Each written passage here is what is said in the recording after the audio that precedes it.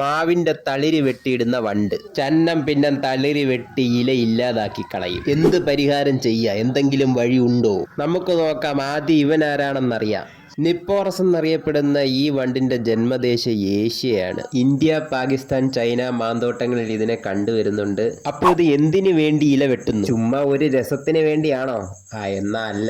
ഇളം തളിരിലകളാണ് ഇവ വെട്ടി തറയിടുന്നത്. ഈ തളിരിലകളിൽ ചെറിയ സുഷിരം ഉണ്ടാക്കി ഇവ മുട്ടയിടുന്നു. മുട്ടയിട്ട ശേഷം ഉള്ള ശക്തിക്ക് തണ്ടിനോട് ചേർത്ത് വെച്ച് വെട്ടി താഴെയിടും. കാരണം ഈ മുട്ട വിരിയണേ ഇല മണ്ണിനോട് പൊടിഞ്ഞ് ചേർന്ന് തുടങ്ങണം. തളിരിലായോണ്ട് തന്നെ മണ്ണിനോട് പെട്ടെന്ന് പൊടിഞ്ഞു തുടങ്ങും. ഇല വെട്ടിയിട്ട് 3-ാം നാള് ലാർവകൾ ഒരു കുമിളയായി ഇലയിൽ കാണാൻ പറ്റും. ഇല തിന്ന് ജീവിക്കുന്ന ഈ ലാർവ കുഞ്ഞുങ്ങൾ 11-ാം നാൾ വിരിഞ്ഞിറങ്ങുമ്പോഴേക്കും ഇല മണ്ണിനോട് ചേർന്നിരിക്കും. അപ്പോഴേക്കും വണ്ടിന്റെ ജനസംഖ്യ കൂടിയിട്ടുണ്ടാകും. പിന്നീട് ഇതെല്ലാം അടുത്ത മാവ് നോക്കിയുള്ള യാത്രയിലാണ്. ഇതിന്റെ ജനസംഖ്യ കുറയ്ക്കാനുള്ള ആദ്യ വഴി വെട്ടിയിട്ട തളിരെല്ലാം തൂത്തുവാരി കത്തിക്കുക. ഇങ്ങനെ ചെയ്തു കഴിഞ്ഞാൽ അതിന്റെ തലമുറ അവിടെ നിന്നു പോവുകയും ചെയ്യും.